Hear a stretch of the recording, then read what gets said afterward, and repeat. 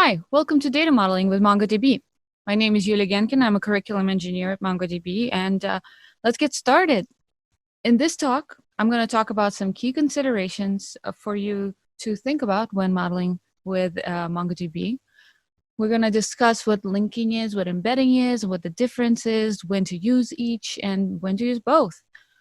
We're also going to review some design patterns, not all of them, just some, and look at a use case example. Maybe apply some of those design patterns, some of that linking and embedding, look at those key considerations again, and just use it all in our use case. And finally, we're going to summarize some of the best practices and general ideas about data modeling with MongoDB. So let's compare the tabular approach to data modeling versus MongoDB. What do we do when we model with a tabular database? Well, there are two basic steps. You have your data, so you define the schema for that data, define your data model, and then you develop the application and the queries. The developer in me rebels and says, but wait, I have concerns. What are my concerns? Well, first things first. When you start with defining the schema, it's likely normalized. There's only one correct solution, only one. However, when you develop the application and start using it, the schema kind of becomes denormalized. So this is not the correct solution anymore. That is part of your application. So what does that mean for the application and its design and development? You start with a normalized data model. Then you develop your application. So the data dictates how you develop your application. What about the usage? Is the usage of that data and how the application develops and how the users are just like working with the data, is that taken into account? Well, no, it's not. Data dictates, you work around the data, and that is how your application develops. So the big concern with that, knowing that we start with a normalized view and then things sort of change and get denormalized, that means we have to restructure. And this restructuring inevitably leads to a performance drop. So as the data model evolves, performance drops. And such evolution is difficult and likely requires downtime. So to me, those are big concerns. When the data dictates my application development, and every time I need to denormalize, change, restructure, performance drops, sounds a little painful to me. How's that different in MongoDB? Well, we kind of reverse the steps. You first develop the application. You have a great idea that this is why you are developing an application. You want it to work and do things. It's great. Then, when you're done with developing your application, you define the data model. So your data model is dictated by your great ideas and your application and how that data is going to actually be used by the application. But that's not it. See, there's empty space over on the second half of the slide. So what are the next steps? Well, the next step with any application is to improve your application. That's great. You always use an iterative approach. You improve, you build, you go further. But with that, you can also improve your data model. The fun thing about that is when you improve your data model, you can do that without any downtime in MongoDB. But do you only improve your application once? Absolutely not. You continuously improve your application, and with that, you continuously improve your data model. You apply the iterative approach to improving your application to improving your data model as well, so they work complementing each other and helping each other rather than in spite of each other. Let's zoom in on that a little bit more. What this approach allows you to do is it allows the way you use your data to dictate how it is stored, not the other way around, which provides you with many design options. There's not one single correct solution. Your design is centered around the usage pattern. Your data model evolution is easy, it's flexible. And like I said, it can evolve without any downtime. So how do we do this? What are some of the key considerations with this flexible, iterative approach to data modeling with MongoDB? Well, you'll be happy to know that there is no magic formula. Like I said, there is no one correct solution, but there is a method. We have a methodology that has been developed over the years of working with our customers, just developing ourselves. There's a method to this madness, to this flexible, wonderful world. So key things to keep in mind for that is that the data model is defined at the application level. And design is part of each phase of the application lifetime. As you're changing the application, you're changing the data model. What are the things that affect your data model and the changes in it? Well, it's the data that your application needs and the application's read and write usage of the data, the actual data about your data. Is it more read? Is it more write? How can we optimize for each? Those are the things that we need to consider when modeling with MongoDB. So let's dive deep into the steps. What is this formula? What is this methodology so that we can get our perfect, beautiful, wonderful data model? It's a step-by-step iteration. So again, iterative design is key and core. The very first step is to evaluate the application workload. We already have our application designed. We want to see how it's working. It can be a simulated workload. It can be non-simulated. Here are some of the things that can go into evaluating the application workload. And that's individual to everybody's, application and how it works and what the use of it is. But generally, one of the first things to consider, you want to consult a business domain expert. Take that into account. Evaluate maybe not just the current application workload. Think about your potential application workload. Where is this heading? Another consideration is the current and predicted scenarios. Again, you need your business domain expertise to figure this out. Put those together, see what you get. And finally, production logs and stats, the actual written collected data about your data. What will this give you? Well, when you evaluate the application workload, you get the data size, you get a list of operations ranked by importance, right? Once you looked at your logs and everything, you want to say, hey, well, this needs to happen super fast, but this can wait a little, We'll look at examples so that I'm not just saying words out there. But you want to know what are the most important, crucial operations and how you would rank them. And from this step, you will get your data size that will go into your final data model. You'll get database queries and indexes, or at least some of them. And you will get your current operations and assumptions. Those are the things that then become part of your final data model in this part of your application development, in this part of your iteration of your application. The next step, once you have all of that, is to map out the entities and their relationships. That's familiar talk from the RDBMS world. Well, MongoDB has relations as well, so we might as well map them out. From that, you'll get something that we can call a collection relationship diagram, where we decide whether data will be linked or embedded. And now, as promised, linking versus embedding. Which is the right decision, and what does it mean? So, what can be linked? What does it mean? One more time. So we have different relationships between entities of data. You can have a one-to-one relationship, or you can have one-to-many, many-to-many. Here's an example of what that all means. Let's say we have a very basic generic online blog. In that blog, we have users. Each user has many articles, one to many articles. Each user can leave comments. So the relationship between users and articles is one-to-one, same with comments, but each article can have many comments. So per one article, you can have many comments. So that's also one-to-many. But then we get the many-to-many. Many articles can have many tags and many categories, and many categories can have different many articles. It's our entity relationships. So we're going to look at some of the examples of how this actually looks in the document model, and then we'll get back to this blog and figure out, well, how do we want to relate and structure these entities? Do we want to link? Do we want to embed? Let's look at how that actually works at a document level. Here's an example of a one-to-one relationship that is linked. So linking just means that I can look up additional information in another collection. Let's say I have a very special collection, two very special collections. One contains books, where every book has only one author, and the other contains authors, where every author has only ever written a single book. I have two options here with this relationship.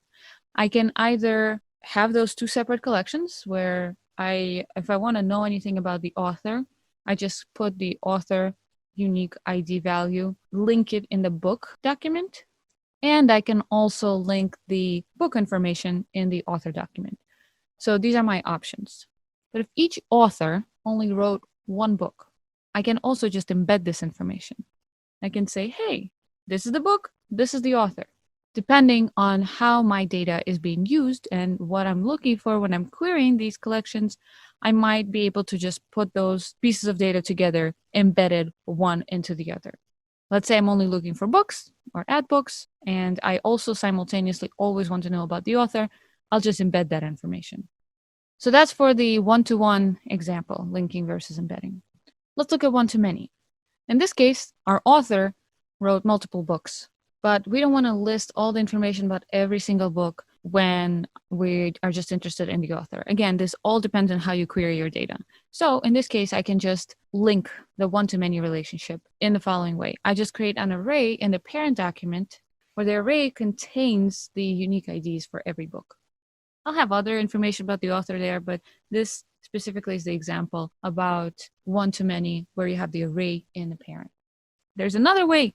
If this is not to your liking, here's another way. Well, it's not really about your liking. It's about how you will actually be using your data. This is another approach where instead of having an array, you can just say, hey, this book was written by this author. I'm just going to put its unique ID there. And for every book that was written by that author, I'm just going to throw in the unique ID, the one side of the relationship into there linked. Because I don't have the entire information about the author, I just have the unique ID. And finally, many-to-many. You just put arrays on either side. If you want to get more information, go to that unique ID that is listed in the array. And there you have it. Many-to-many, arrays on either side. You have one-to-many, one-to-one, linking, embedding, all sorts of different wonderful options. Are these all the options? No. These are the general main examples. Again, everything is very specific and unique to your specific application and approach. So let's look at that blog and figure out how can we map out those entities and their relationships into collections and documents. Given all the options that we just discussed, well, the first thing to do is think about our queries. If our queries are exclusively by articles, then the easiest and quickest solution is just to embed everything.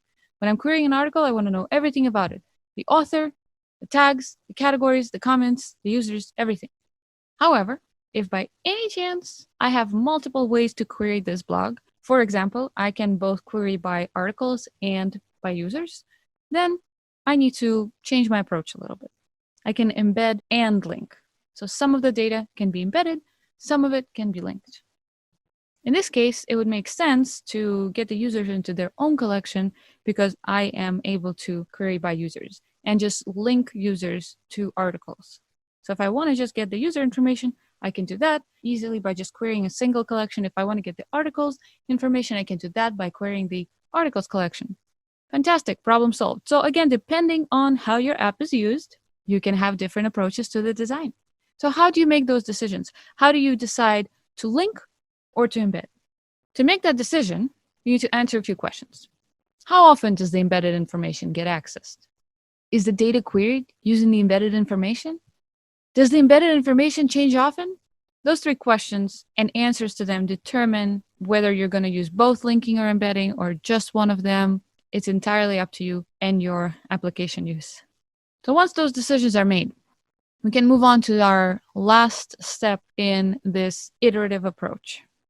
We finalize the data model for each collection. For that, we need to identify and apply the relevant design patterns, which is the next fun and exciting portion of this talk. What do we get out of this step? We get a list of collections with documents and fields and shapes for each of those documents. We get the data size. We get the database queries and indexes. We get the current operations, assumptions, and growth projections. All of those important items to have the best data model for our application. So let's figure out what those design patterns are and how we can use them. Design patterns, a brief introduction. First, a very important, very exciting schema versioning pattern. Schema versioning pattern applies the iterative approach to application development to your schema changes and your data model. Let's say I have this application and initially I wanted to have my documents look the following way. I have the ID, the name of Hans Andersen. I have his mobile phone and work phone. But then suddenly the world changes. Data no longer looks that way just because people have all these different ways that they can be contacted. I can have a work phone, I can have an email, I can have a Twitter, I can have LinkedIn, I can have all these different accounts. So maybe I want to just put them in an array because not everybody has a Twitter. Not everybody has a work phone. Who has work phones anymore? So I changed my schema. I changed my schema because I also want to change my application. I want to be able to query by different things. With that, I need ways to handle both schemas. I don't want to have to parse the document every single time and figure out which schema version am I using. Am I using the old way where I don't have any like email, Twitter information? Or am I using the new way where people have social media and ways to electronically contact them and there are no work phones involved? To make it easier for your application, just add a field that says schema version. That way you can query right away. And when you see a document, or rather when your application sees a document that says schema version blank, it can handle it appropriately because it can handle both schemas. This is all fun and great, but you eventually want to get everything updated. You don't want to have the old way of storing information, unless you do. Again, up to you. But if you don't, and you want to change everything, you can run a batch updater on the back end, or you can update every time you query the data and you see that it's in the old schema version. So over time, all of your data will now be in this new format. And you can deprecate the handle schema version 1.0 because, well, it's not necessary anymore. There you have it, your beautiful application. All of your data is migrated to a different schema. Every document contains contacts where it can be an array of 2 elements and an array of 15 elements if that's a social media influencer that you're storing in your database. And your application can handle all of this with ease because that's how you built it and that's how you built your data. So schema versioning pattern is really there to support your iterative approach to application development. Now let's look a little bit at performance. We have this wonderful, my favorite pattern. It's called the bucket pattern.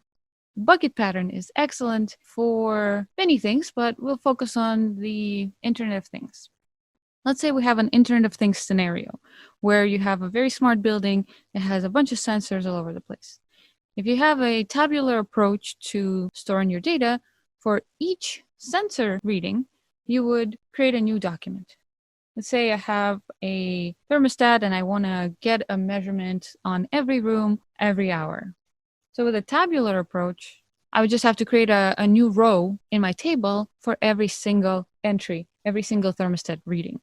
That would be an equivalent of creating a new document for every single thermostat reading. That's great, but it doesn't utilize the nature of documents and how great, flexible, and wonderful they are. So let's look at what the document approach really is. In the document approach, you can create a new document per time unit per sensor. So you have bigger documents, but you group them from the get-go in the time intervals that you're interested in. What does that mean? Here's my thermostat example to explain. I never usually want to look at a specific single thermostat reading in a document. When you have things like sensors and IoTs, I probably want to run some statistical analysis on that and figure out what's the average temperature this month in all of my rooms, or what's the water usage for this month. And to do those kinds of computations, I would have to look at every single document, see what date it was, what timestamp it has, and all of that stuff. Instead, I can just bucket my measurements per intervals that make sense to me and to how my application needs to work with this data. So in this case, I would say if I measure temperature once a day, then this one document would give me all the measurements from the start date to the end date. And the measurements can just all be in an array, where the array contains many, many documents, however many it is, where each document gives us the temperature stamp for that timestamp. It says there enables the computed pattern on the slide. I'm sure you've noticed. That's the next pattern we're going to talk about. So just bear with me for a second. So what's so great about the bucket pattern? It really benefits from the document model.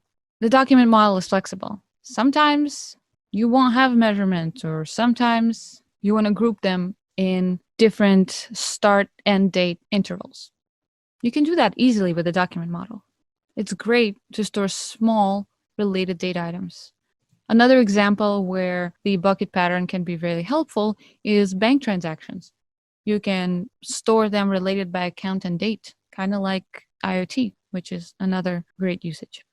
But the best part about the bucket pattern, well, there are many good parts, but one of the best parts about it is that it reduces the index sizes by a large magnitude. You no longer need to index all those tiny little documents because, well, you have fewer documents now. Fewer documents means smaller index size. That's pretty exciting. And with that, the speed of retrieval of related data is just increasing, and it's great, and it works better. You might think I sound a little too excited about it, but let me show you an implementation just so that you are as excited, hopefully, as I am. Let's say we have this thermostat sensor. And right now, the sensor value is 5. This is sensor number 5. And the reading is 22. And the date is 2020-05-11.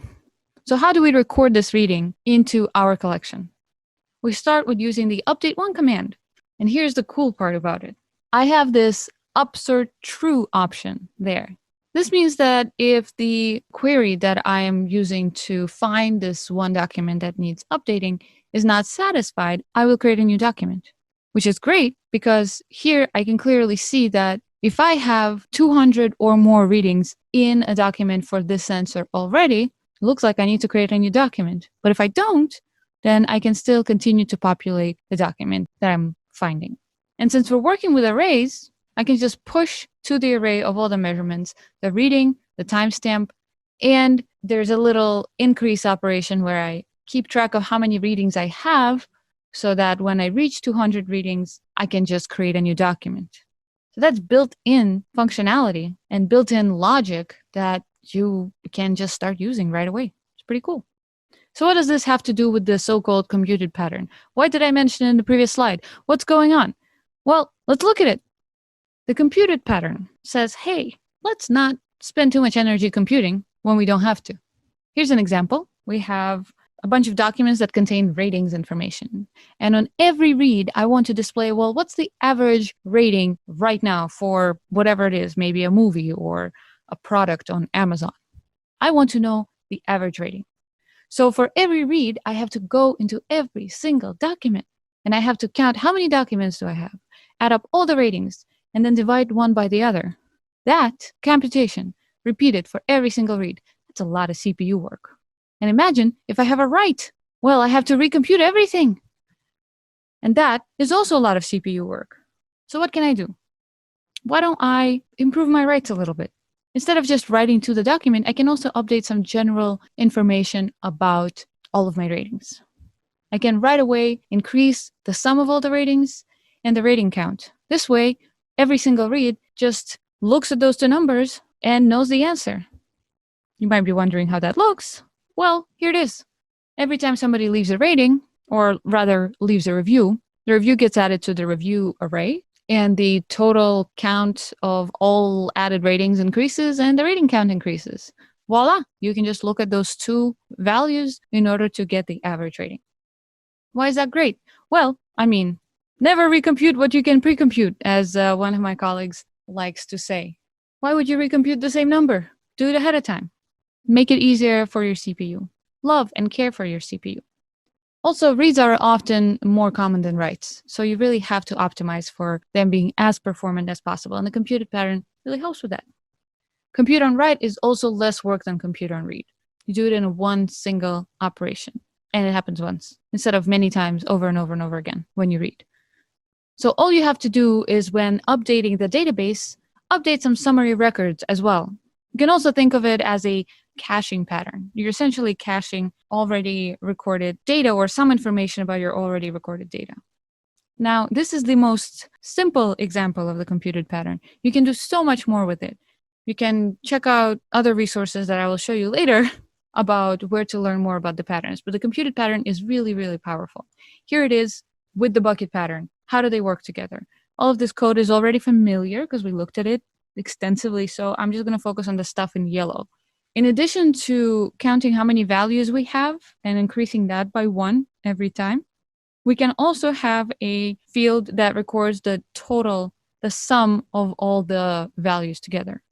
So that if I do want to find the average temperature or the average value for the sensor, well, like I said, I can just divide the total by the number of values, and voila, we're cooking with gas, and I have my average value for these 200 sensor readings. So those are just the 3 patterns.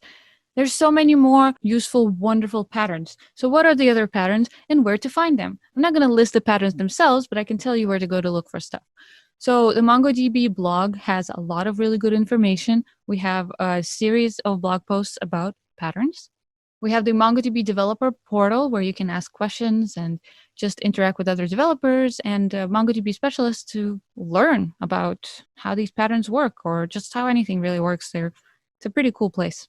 We have a course on MongoDB University that is specifically about data modeling, so you can take that and learn more about patterns there. If you're into reading, here's a book that you can check out, Design Patterns, Elements of Reusable Object-Oriented Software. I hear it's fun. And it's a book, so what could possibly go wrong? Check it out. Now that we talked about patterns, linking, embedding, key considerations, let's see how all of that applies in a sample use case. Let's say we want to design an online shopping application called MongoMart. So we go and we do step 1. We get all of the business domain expertise, current and predicted scenarios, production logs and stats, all of that stuff. Let's figure that out. Step 1. This is a very ambitious online store. It works with 1,000 stores where you have 50 employees per each store. Customers look up those physical store locations as well. You have 10 million items, so many items. Every item has reviews. There's so many updates for items in general per day. Got to keep up. We have 100 million user accounts. And those users really like to shop. They create new accounts. They look up items. They place items in the cart. They buy an average of 2 items per cart. So much going on. So we got to keep track of that. Not only do we have to keep track of that in our application, we also have to run analytics. We have 10 dedicated data scientists running 10 queries each day, figuring out if we're missing something. Analytics. So I'm not going to dive super deep into the production logs and the query analysis or anything. We're just going to do a quick summary. Let's say I already did all of that work. What is the summary? The summary, well, it's a little more extensive than this, but we're just going to do some important key things there. So the most important queries are when a user views a specific item. So that's a read. And that has to happen fast. We want them to get to that item, view it, and decide, hey, I want to buy that. The next very important query is user adds the item to cart.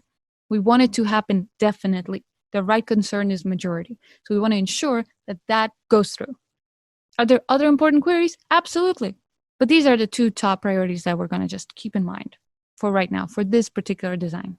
We also want to think about what potential indexes will be used. We want to make it easy for our users to find the items. So we want to index maybe by category or by the item name or by price, whatever helps users get there, whatever filters we want to enable in the application.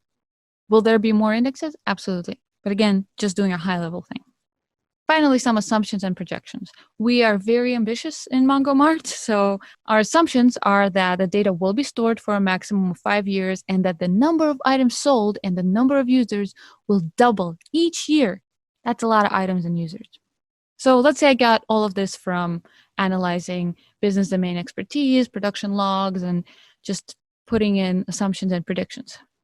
Some of the other things that I got of this exercise that we didn't do together, but I did before the talk, is I got a list of entities that I have to work with. So there are carts, categories, items, reviews, staff, stores, users, and views of items.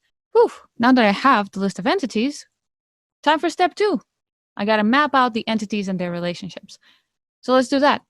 Here is my entity relationship diagram. I have N to N, 1 to N. I have a lot of stuff going on here. So we got to make a decision. What are we linking? What are we embedding and why? The simplest and fastest and easiest solution is to, embed everything. Every user would have carts and every user would view items. So I would make that a users collection. I'll have an items collection that contains reviews and categories. And finally, I'll have the stores collection that deals with the staff, and everything else will be linked. So embed as much as I can. But can we do better? Can we account for the assumptions that we had earlier on? For some of the data analyzing parts that we did, yes, we can. This is slightly better. Why is this better? Well, we assumed that we're only going to keep our data for 5 years. So let's do that. If we want to clear our log of views every 5 years, maybe we want to bucket them somehow and then just make it easier to clear that. Same with carts. You don't want to keep them for longer than 5 years? Good. Let's separate them. I don't want to go through every user, look at the old carts and see, well, is it time for me to archive this and get rid of it? Or should I hold on to it yet it hasn't been 5 years? So this accommodates for assumptions, and that's great. Is this a perfect final solution? Absolutely not. But it's a step in the right direction. We're taking care of the assumptions, and that's good. Finally, I want to finalize the data model for each collection. Now, I'm not going to go through all of the decisions that I made. For that, please, please, please go and check out other talks like the complete methodology and the advanced schema design patterns. But I will tell you what patterns I've used and what they look like. So here they are. Apply all the patterns. This is not all of the entities. These are just some of them. And here are the patterns that are being used. First, I have schema versioning. Schema versioning is a must. It's everywhere. So I want to make sure that I help my application and I make it easy for it to work with the data. So add a schema version. Then we have the subset pattern. Wonderful pattern. Check it out on the blog and other places. We have the computed pattern. We did talk about it a little bit. I have the ratings for items using the computed pattern, using the bucket pattern as well for the same thing for the reviews. And then there's the extended reference pattern. Also, another great pattern that you can check out in all of those resources that I shared with you earlier. But the fact of the matter is that there is not one pattern solution for your data model. You can mix and match, just like you can embed and link, you can also mix and match different patterns. Use whatever makes sense for your specific use case. So, in conclusion, I showed you many different options, many different considerations. There's linking, there's embedding, there's all these patterns. There is the collection relationship diagram and how to really account for assumptions. So it would be helpful to make it more determined, more deterministic, I guess, more certain with what is the best decision and how to make it. So let's just keep some things in mind. Remember that your data model will evolve. You start with a small team, then you grow. Your application also evolves. As your application evolves, you get more features, you get bigger, better, cooler things. So with that, your data model will evolve. Not just your data model, the architecture of how you set everything up. You know, you can have a replica set or a sharded cluster, things like that. So all of these things require a different approach. So tailor the data model to your unique setup. It's kind of like a small application versus big application, small team versus big team. What are the best solutions? Well, they're not the same for each of those scenarios. When you have a smaller, earlier stage application, you probably are having a small team and it's a shared hosted database. For that, you want a simpler data model. Embedding everything is not a bad idea. However, when you have a very big team, very many featured application, you probably are using a large sharded cluster. Well, in that case, you really want to optimize for performance. You want to get a performant data model so you can retrieve and write data so fast, just the speed of light would be envious. And then there's the in-between scenarios. We can have a replica setup that can be on the simpler side, but have a little bit of the performant approach as well. It all depends on your setup. So tailor the data model to your unique setup. Here's how you can do that. For a simpler data model, you can focus on just the most frequent operations. Once you focus on that, it doesn't hurt to just embed everything and use few patterns. If you want a bit of both, you got to start considering the data size. Embedding and linking is a better approach and use as many patterns as necessary. And finally, when you're looking for the most performant data model, well, you have to add the importance of operations as well. How important is it that this operation completes in a given time? You have to optimize for that as well as for frequent operations, as well as for the data size, which means embedding and linking using a lot of patterns and just being creative and working with this flexible approach, just as you are creative and working with your application development and your iterative approach to that. That's the conclusions. That's the flexible data modeling approach. And in conclusion, thank you so much for attending the talk, and special thanks to John Page, Danielle Kupal, Owen Brazil for excellent content support. Really appreciate all of your help, and thank you so much for being interested in data modeling. Looking forward to seeing you in other talks.